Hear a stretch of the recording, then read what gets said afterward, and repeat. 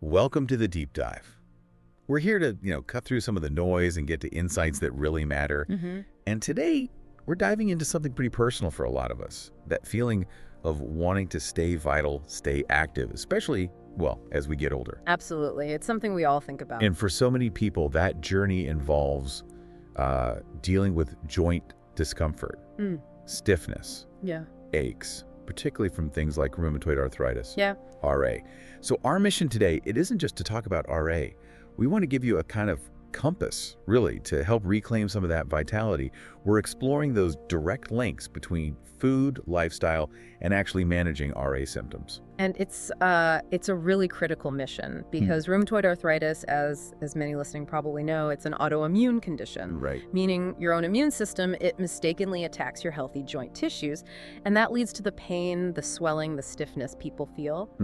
What's so crucial to grasp is how directly what we eat impacts the body's inflammation levels. And for seniors, who might already have a bit more systemic inflammation just naturally with age, these diet choices, they become even more significant. Okay, let's unpack this then. We're going to try and uncover some of those, let's call them hidden culprits, the things that might be, fanning the flames of inflammation without us realizing it. Right, stirring things up. And then we'll also shine a light on some practical, maybe even surprising natural secrets for health and feeling good as we age, things that can help calm that inflammatory storm. Yeah, the core issue is pretty straightforward, actually. Certain foods can genuinely trigger or intensify that inflammation. They make RA symptoms quite a bit worse. It makes sense. Think of it like this.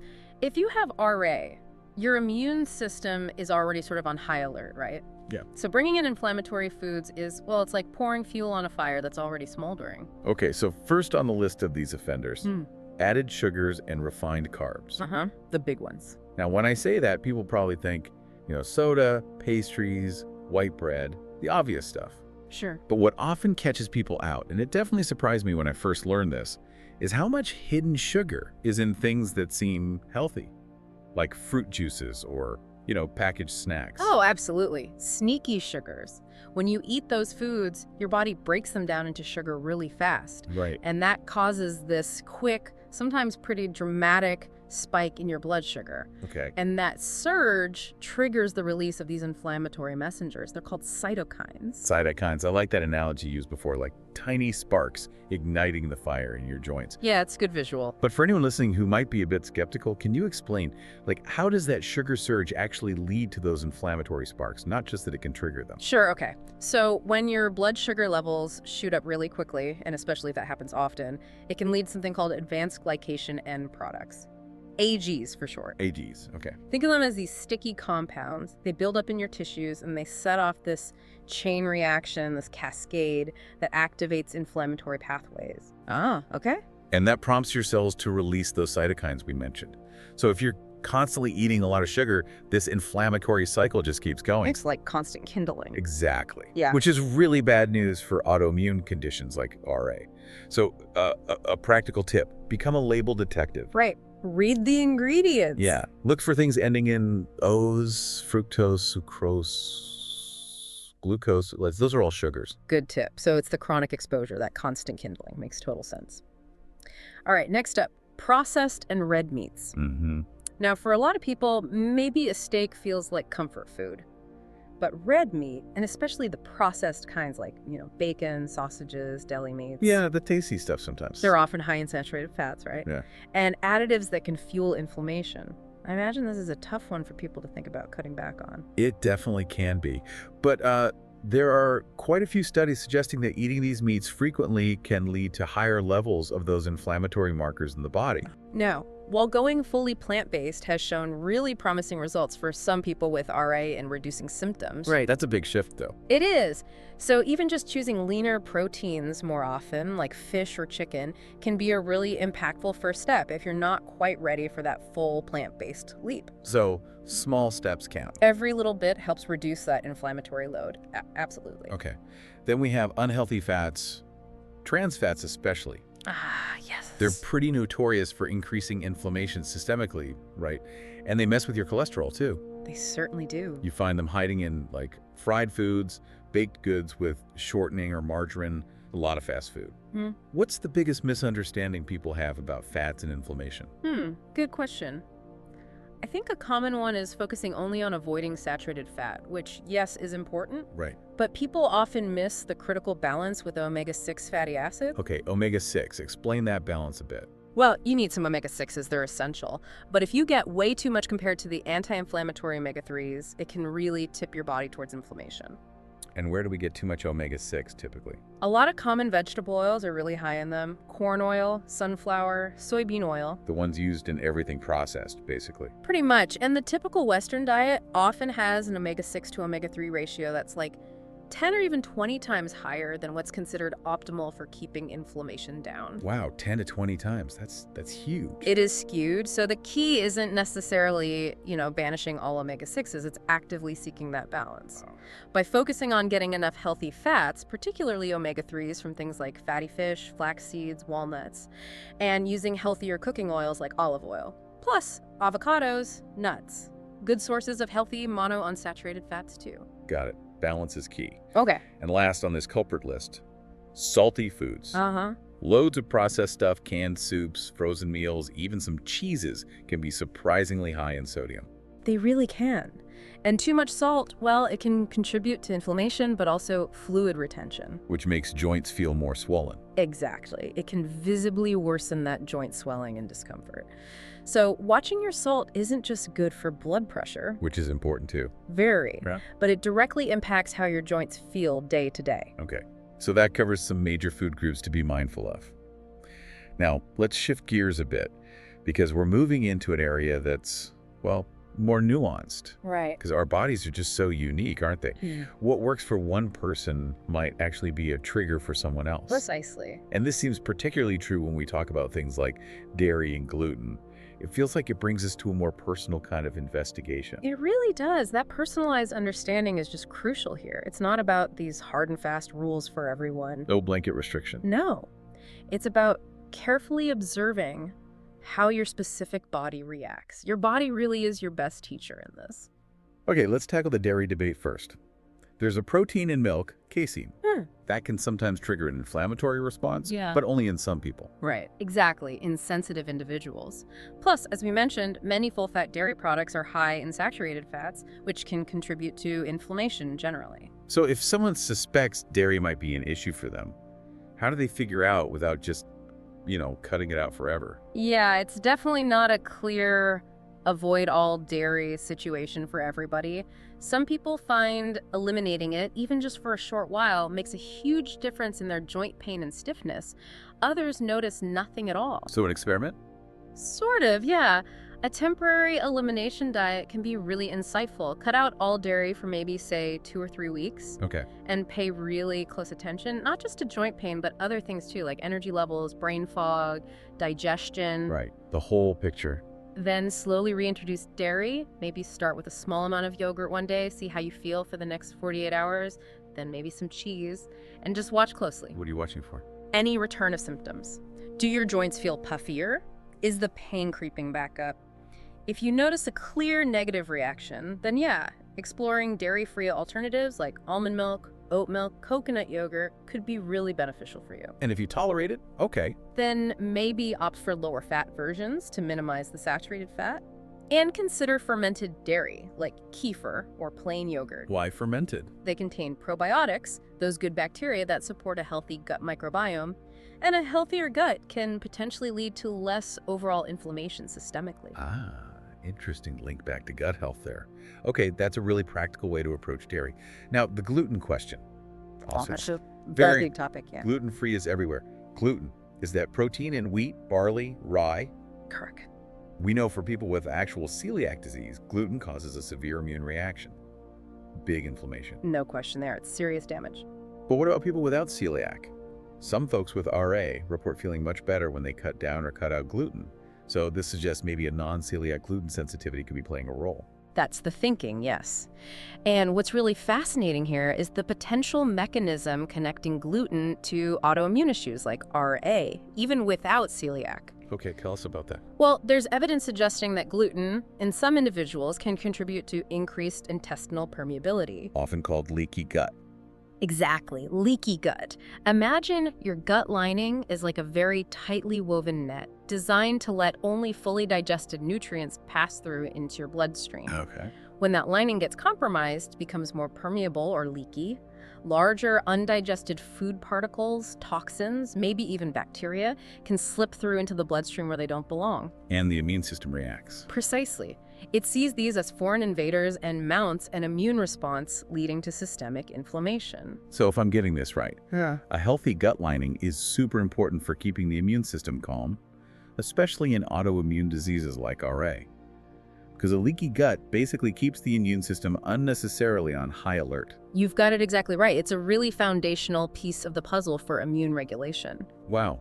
So if someone wants to explore going gluten-free as an experiment, similar to the dairy one. Yeah, you could try it. Cut out the obvious gluten sources, bread, pasta, wheat cereals, barley, rye for a few weeks. And replace them with? Naturally gluten-free options. Rice, quinoa, certified gluten-free oats are usually fine. Lots of fruits, vegetables, lean proteins. And again, pay close attention. Pay very close attention to joint pain, stiffness, energy levels, digestion, overall well-being. See if you notice a personal difference. Makes sense. And before we move off food triggers entirely, maybe a quick word on nightshades. Tomatoes, potatoes, peppers, eggplant. Ah, yes, the nightshade family. They contain alkaloids, like solanine. And while the science isn't super strong or conclusive for everyone... No, it's largely anecdotal for most people with arthritis. Right, but you hear it discussed so much in the arthritis community. People saying they feel worse after eating them. It is a common report. And look, given how much individual responses can vary with food sensitivities, It might be worth trying. for some individuals, yes. If you suspect they might be an issue for you, trying a temporary elimination, just like with dairy or gluten, could provide your answer. Listen to your body's feedback. Good advice.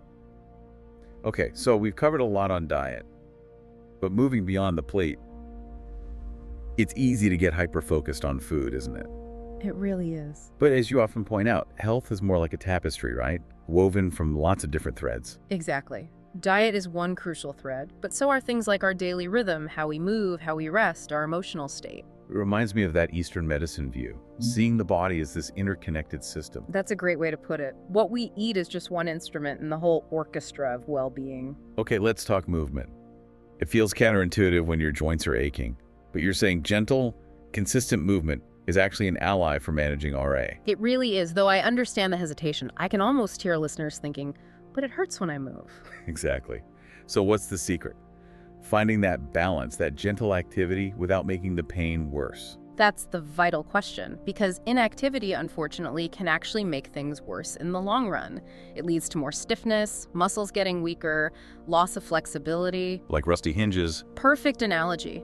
Joints need movement to stay lubricated. Movement also strengthens the muscles around the joints, which gives them better support. And believe it or not, gentle movement can even help reduce inflammation over time. Okay, so gentle is the key word. What kind of movement are we talking about specifically? Things like walking are fantastic. Swimming or water aerobics are great because the water supports your joints. Less impact. Right. Tai Chi is wonderful with its slow-flowing movements. It helps with balance and mobility, but also has this calming effect on the mind. Double benefit. And gentle yoga or stretching. The focus is on low-impact activities that promote flexibility, circulation, and don't put excessive stress on the joints. And how much? Do you need to do an hour? Oh, goodness, no. Especially not at first. Aim for short, frequent bursts. Maybe 10-15 minutes a few times a day. That's often much more manageable and beneficial than one long, potentially painful session. Consistency over intensity. Absolutely. And always, always listen to your body. On days you're having a flare-up, you absolutely need to prioritize rest. But not total inactivity. Ideally, no. Even if you're resting, maybe try some very gentle range of motion stretches while seated, just to keep things from seizing up completely, keep the blood flowing. That's a really helpful distinction. Rest during flares, but maybe still do gentle seated stretches. Okay, let's not forget rest and, crucially, quality sleep. Oh, absolutely foundational. I know for me, a bad night's sleep makes everything feel worse the next day. It does, especially for managing inflammation and pain, particularly with RA. Because during deep sleep, that's when your body does most of its repair work. Important anti-inflammatory processes happen while you're asleep. So if you're chronically sleep deprived, Well, unfortunately, that can worsen pain, ramp up fatigue, and increase systemic inflammation. It becomes a nasty cycle. Okay, so if someone is struggling with sleep, what are some immediate practical steps they could try? Maybe even tonight. Start by creating a calming bedtime routine, a dedicated wind-down period. Like what? Could be anything that signals relax to your body. A warm, non-caffeinated herbal tea, maybe a warm bath with Epsom salts, some gentle stretching, reading a physical book, not on a screen. The screen issue. Yeah, make sure the bedroom is really dark, quiet, and cool. Ideal sleep environment. And definitely avoid stimulating activities, stressful conversations, and especially electronic devices for at least an hour before bed. That blue light messes with melatonin, right? Significantly. And remember, too, rest isn't just about nighttime sleep, it's also about building moments of quiet and relaxation into your day. Like mini breaks. Exactly. A short afternoon rest, even just 15-20 minutes, or simply sitting quietly with a cup of tea can make a surprising difference. Okay, good reminders. Now, stress. Does that surprise some people? But stress isn't just, a mental thing. It's a physical trigger, too. A huge one. A silent accelerator of inflammation. How does that work? When we're chronically stressed, our bodies pump out stress hormones like cortisol. And over time, these hormones can actually worsen autoimmune responses, including what we see in RA. So managing stress isn't just nice to do, it's really a necessity for managing the condition. Okay, so what are some practical techniques beyond just don't be stressed? If only it were that easy. Simple, consistent practices are key. Things like deep breathing exercises. Just pausing a few times a day to take slow, deep breaths. Calms the nervous system. It really does. Meditation, even just 5 minutes a day. Spending time in nature, even if it's just sitting on a park bench. Engaging in hobbies you genuinely enjoy. Things that bring you joy. Exactly. These things help shift your body out of that fight or flight stress mode and into the rest and digest state, which allows for healing. And connection, right, social connection. Hugely important. Connecting with loved ones, nurturing relationships, finding moments of joy and laughter, these are incredibly powerful stress reducers. Our emotional well-being is just so tightly linked to our physical health. Couldn't agree more. And finally, maybe the simplest one, but easy to forget. Water. Hydration. Yes.